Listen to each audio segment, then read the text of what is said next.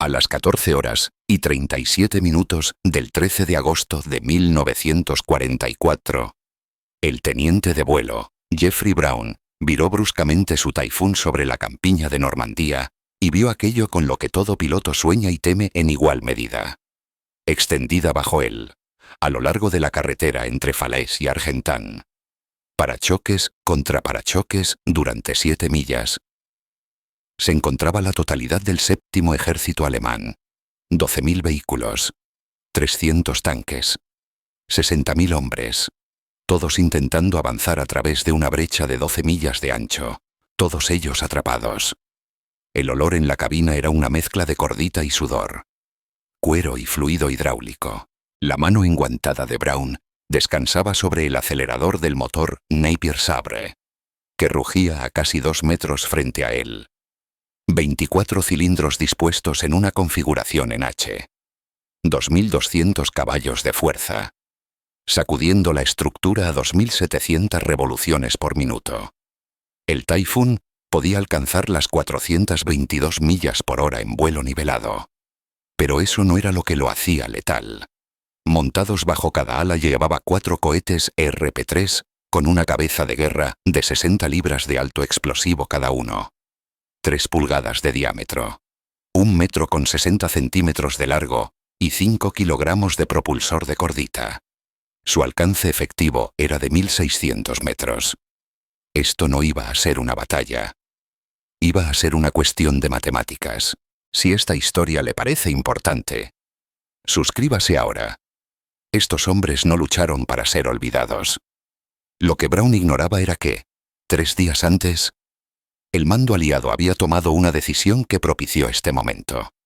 El 7 de agosto de 1944, Hitler había ordenado personalmente un contraataque en Mortain, lanzando 5 divisiones Panzer hacia el oeste en lugar de retirarse hacia el este. El ataque fracasó en menos de 18 horas, para el 12 de agosto. Las fuerzas estadounidenses bajo el mando de Patton habían girado hacia el norte, hacia Argentan. Las fuerzas canadienses y polacas presionaban hacia el sur, hacia Falaise. La brecha entre ella y Oseo era de 12 millas. Dentro de ese espacio se encontraban el 5º Ejército Panzer y el 7º Ejército, entre 80.000 y 100.000 soldados. Los restos de 11 divisiones Panzer. Todo lo que le quedaba a Leonia en Normandía. La doctrina era simple. La guerra de armas combinadas alemana dependía de la velocidad y la concentración de fuerzas. La movilidad significaba supervivencia. Si eliminas los vehículos, eliminas al ejército. Los británicos entendieron esto con una precisión clínica. El Typhoon no fue diseñado como un interceptor. Fue diseñado como la solución a un problema específico. ¿Cómo detener una columna blindada? La respuesta: no la detienes. La borras.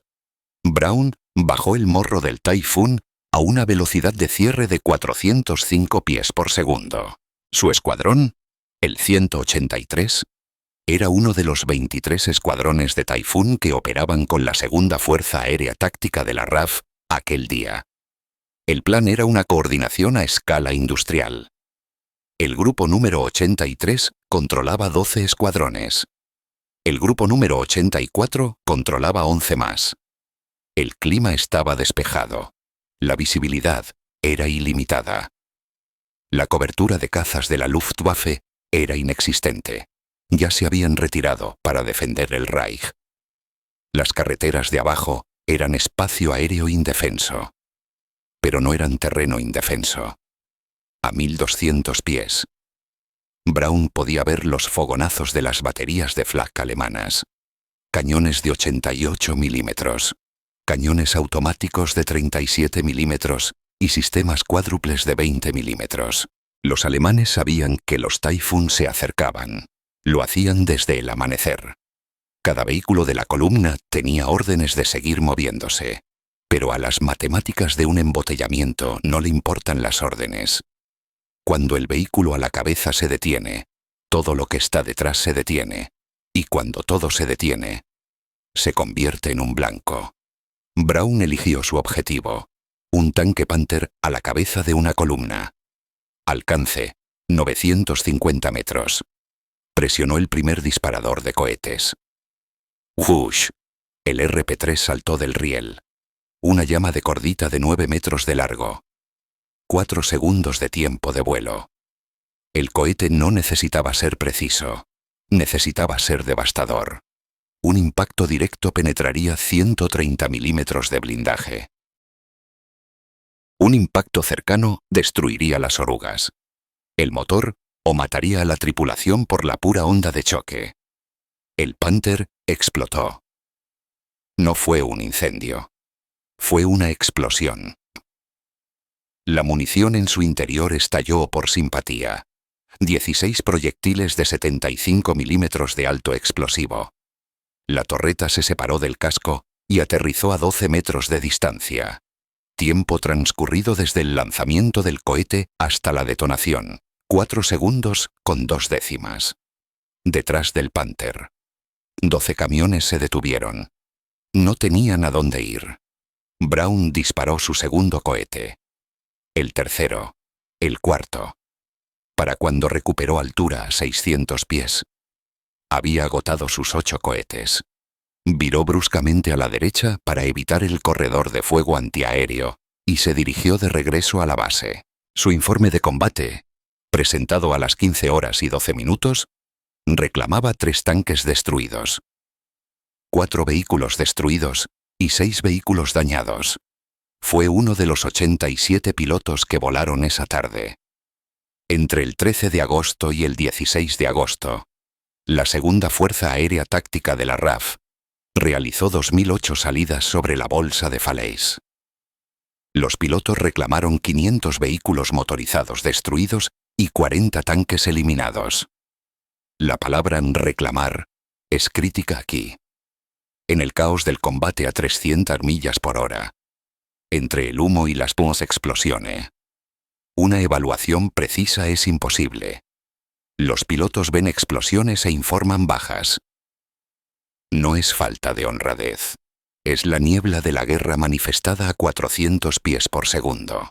Pero hay un número que importa más que las reclamaciones. Después de la batalla, la sección de investigación operativa número 2 del ejército británico recorrió las carreteras.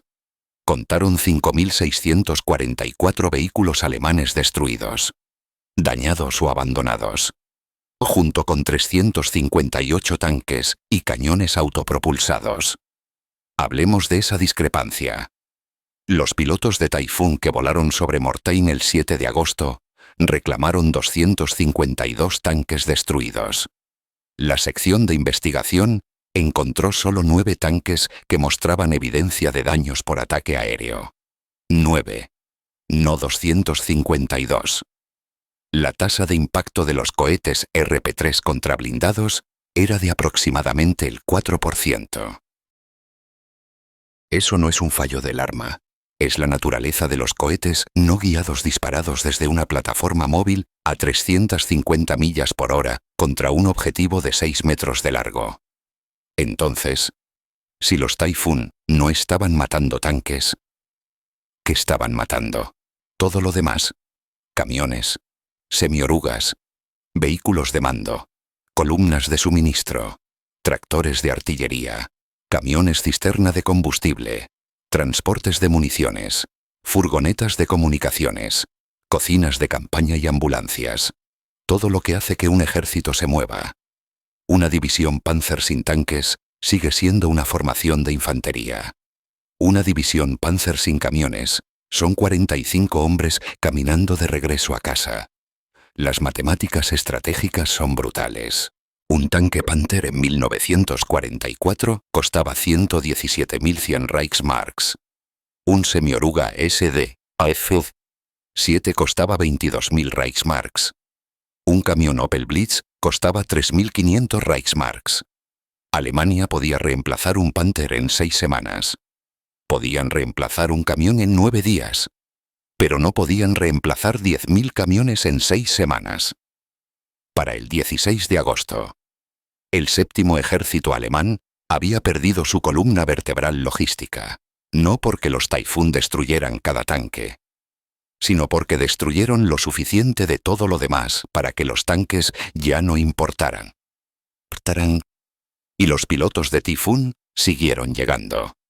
El 18 de agosto de 1944 fue el mayor día de destrucción individual. Al amanecer, la brecha de Falaise se había reducido a 4 millas. El corredor entre Trun y Chambois. Cada unidad alemana, que aún estaba al oeste de esa línea intentaba atravesarla. Las carreteras estaban abarrotadas, con vehículos de 3 en fondo, caballos, carretas y hombres a pie. Parecía la retirada de Napoleón de Moscú, comprimida en 4 millas cuadradas. La segunda fuerza aérea táctica puso todo en el aire. Typhoon, Spitfire, Mosquito y Mustang. Solo los escuadrones de Typhoon realizaron 294 salidas. Entre el amanecer y el anochecer del 18 de agosto.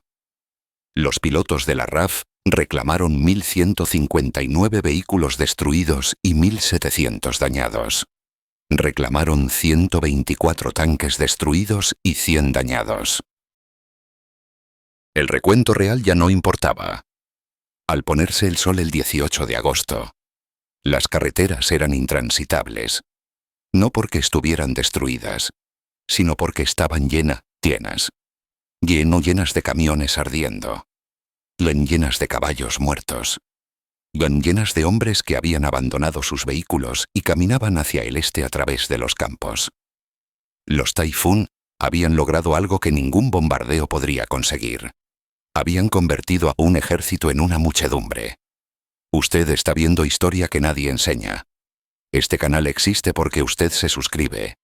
Si este es el tipo de historia que desea, clínica, precisa y sin propaganda, suscríbase ahora. Pero esto es lo que los pilotos no veían desde 1.200 pies de alturas. En el suelo, en la columna, un panzergrenadier de 20 años llamado Klaus Huber intentaba mantenerse con vida. Llevaba 6 días en retirada, sin dormir, sin comida caliente. Su unidad, lo que quedaba de la segunda división Panzer SS, había recibido la orden de mantener una posición cerca de Saint-Lambert-sur-Dives. La posición ya no existía. El pueblo ya no existía. Todo al oeste del río Dives era fuego. El diario de Huber, recuperado después de la guerra, describe el 18 de agosto. Los jabos vienen en oleadas. Los escuchas antes de verlos. Los motores gritan. Luego los cohetes. Luego las explosiones. Luego nada. No ves el avión que te mata. Ves el que falló. La guerra psicológica fue involuntaria pero absoluta. Los soldados alemanes llamaban al Typhoon Gabo, Jagdbomber, el cazador. Llamaban a los cohetes RP-3 Panzerschreck. El terror de los tanques. El sonido del motor Napier Sabre del Typhoon se convirtió en un disparador pavloviano. Cuando escuchabas ese grito, corrías. No importaba si estabas en un tanque o a pie. Corrías. Pero correr no servía de nada. Los Typhoon realizaban 16 salidas por avión al día. Cada salida duraba 28 minutos desde el despegue hasta el lanzamiento de los cohetes. 10 minutos en la zona del objetivo. 22 minutos de regreso a la base. 45 minutos para repostar. Rearmar y recibir instrucciones para la siguiente misión. El personal de tierra en las estaciones de la RAF en Normandía preparaba los aviones en menos de 1 hora. Era guerra aérea a escala industrial. La Luftwaffe no podía igualarlo. No tenían combustible. No tenían pilotos. No tenían aviones. Los británicos sí. Para agosto de 1944. La segunda fuerza aérea táctica de la RAF tenía 2.000 aviones operativos en Normandía. 340 de ellos eran Typhoon. Cada Typhoon y hoy llevaba 8 cohetes. Esos son 2.720 cohetes en un solo ataque masivo, con 60 libras de explosivo por cohete. Eso suma 163.200 libras de explosivos. 81 toneladas lanzadas en menos de 30 minutos. Eso no es apoyo aéreo. Eso es artillería caída del cielo. Pero hay un costo del que nadie habla.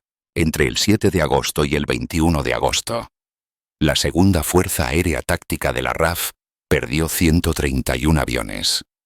41 de ellos eran Typhoon. La mayoría fueron derribados por el Flak, no por cazas. Los alemanes no podían disputar el aire, pero podían levantar un muro de acero. Un cañón de Flak de 88 milímetros podía disparar 15 proyectiles por minuto. Un sistema cuádruple de 20 milímetros podía disparar 800 proyectiles por minuto. Los ataques de los Typhoon no eran ataques quirúrgicos. Eran incursiones a través de un corredor de fuego. El teniente de vuelo, Jeffrey Brown, el piloto con el que iniciamos esta historia, no regresó a casa. El 19 de agosto, su Typhoon, con número de serie JP681, fue alcanzado por fuego terrestre durante una pasada de ataque al sur de Trun. Tenía 24 años. Su nombre figura en el panel 268 del monumento de Runnymede. Otros 11 pilotos del Escuadrón 183 murieron en agosto de 1944. Eso es un solo escuadrón, en un solo mes. Si cree que estos hombres merecen ser recordados, no como propaganda, sino como lo que fueron. Suscríbase. Estas historias no se cuentan solas. Ahora, hablemos de lo que sucedió después. Para el 21 de agosto de 1944, la bolsa de Falaise estaba cerrada. Las fuerzas polacas se enlazaron con las unidades estadounidenses en Chambois. La brecha estaba sellada. De los 80.000 a 100.000 soldados alemanes atrapados dentro, entre 10.000 y 15.000 murieron. De 40.000 a 50.000 fueron capturados y de 20.000 a 50.000 escaparon. Esa cifra de escapes molesta a mucha gente. Los historiadores lo llaman el fracaso al cerrar la brecha. Patton lo llamó el mayor error de la guerra. Pero los números cuentan una historia diferente. Los alemanes que escaparon ya no eran un ejército. Eran supervivientes. El séptimo ejército había perdido el 100% de su equipo pesado. El quinto ejército Panzer tenía 11 divisiones Panzer en Normandía el 1 de agosto. Para el 1 de septiembre, esas divisiones podían desplegar un total combinado de 18 tanques operativos. 18. Las matemáticas estratégicas. Alemania necesitaba 6 semanas para reconstituir una división Panzer. Necesitaban 12 semanas para reconstruir un ejército de campaña. No tenían 12 semanas. El 15 de agosto. Las fuerzas aliadas desembarcaron en el sur de Francia. El 25 de agosto. París fue liberada. El 3 de septiembre. Las fuerzas británicas cruzaron hacia Bélgica. El ejército alemán en el oeste nunca se recuperó de Falaise. No porque los aliados mataran a cada soldado, sino porque destruyeron la logística. Y los Typhoon fueron los principales responsables de esa matanza. Hablemos de doctrina por un momento.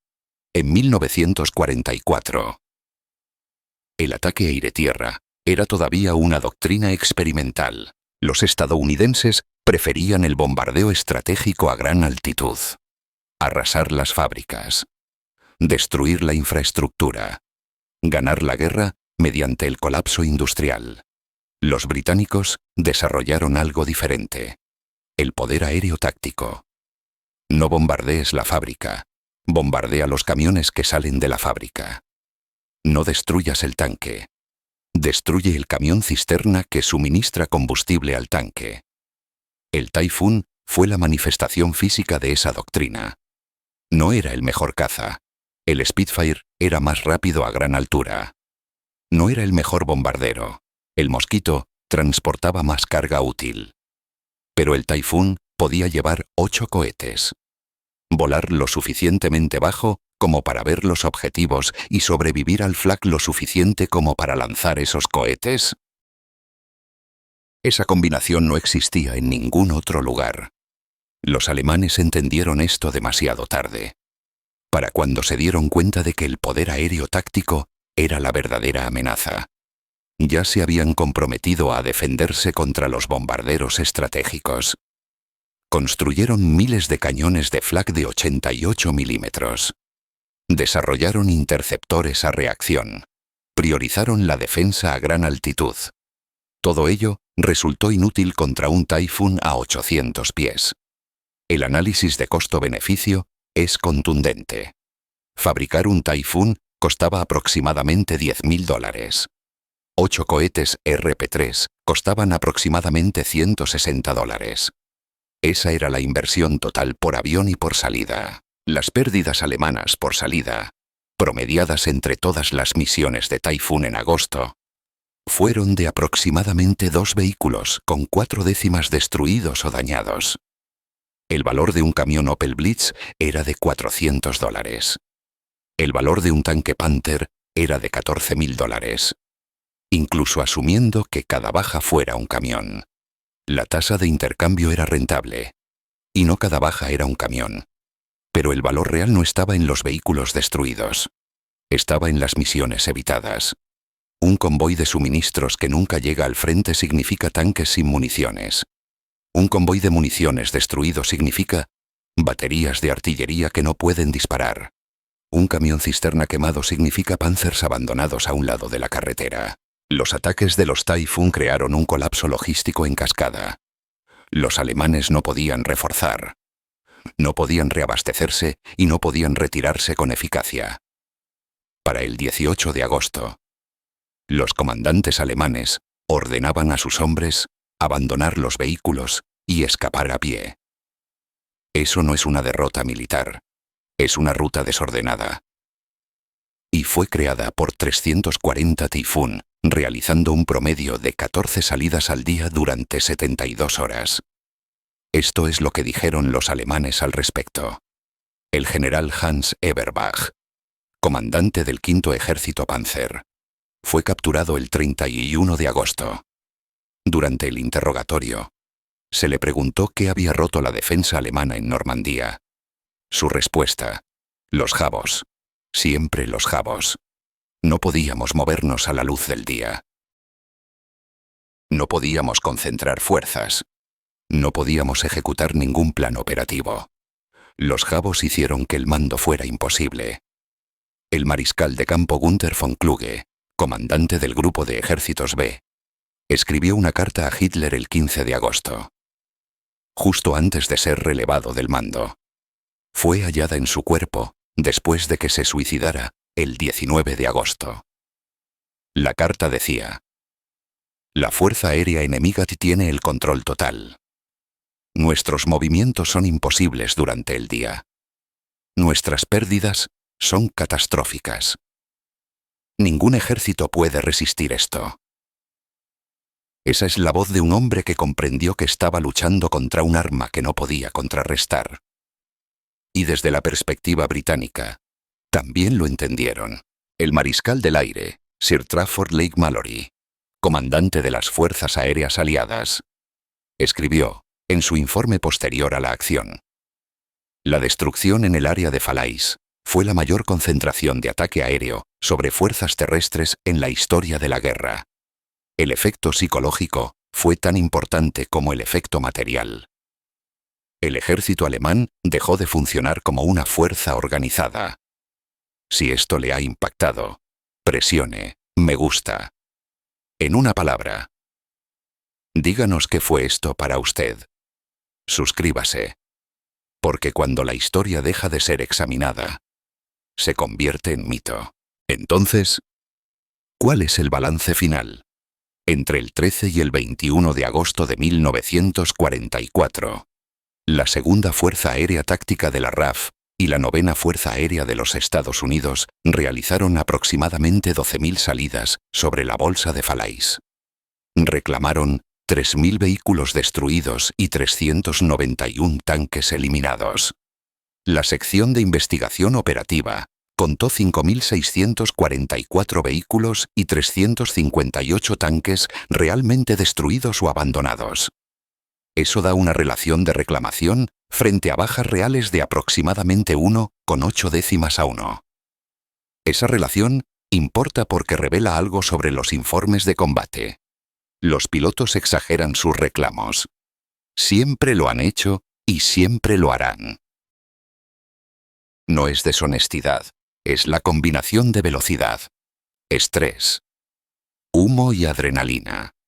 Lo que parece una baja desde 1000 pies podría ser un impacto cercano. Lo que parece un tanque podría ser un semi-oruga. Lo que importa es la tendencia. Los pilotos reclamaron miles. El recuento confirmó miles. El orden de magnitud fue correcto y el resultado estratégico fue absoluto. El ejército alemán perdió la guerra en el oeste en Falaise. No porque perdieran a cada soldado, ni porque perdieran cada tanque, sino porque perdieron la capacidad de librar una guerra móvil. Desde el 21 de agosto de 1944 hasta la rendición el 8 de mayo de 1945, el ejército alemán en el oeste libró una retirada defensiva, sin grandes contraofensivas, sin flexibilidad operativa, sin capacidad para concentrar fuerzas y romper el frente. Perdieron esa capacidad en 72 horas en las carreteras entre Falaise y Argentan. Los Taifun no ganaron la guerra, pero la acortaron. ¿Cuánto?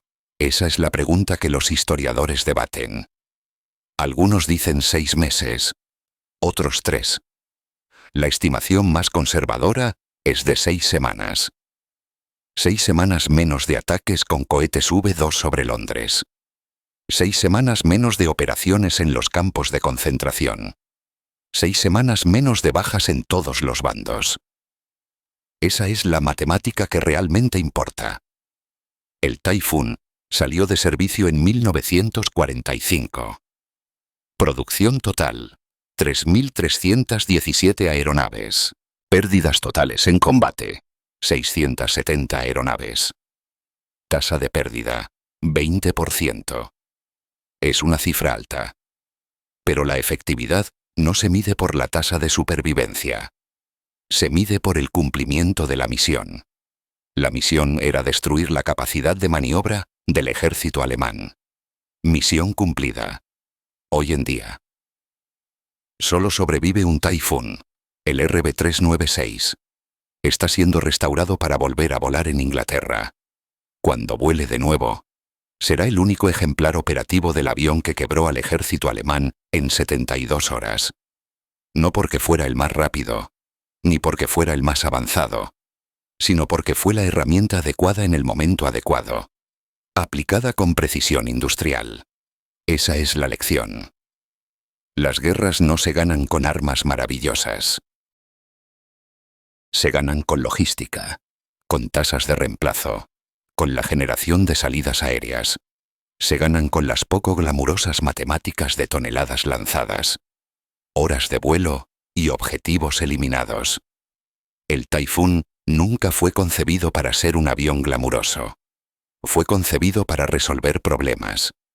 Y en Falaise, en agosto de 1944, resolvió el problema. Gracias por ver Britain in Battle.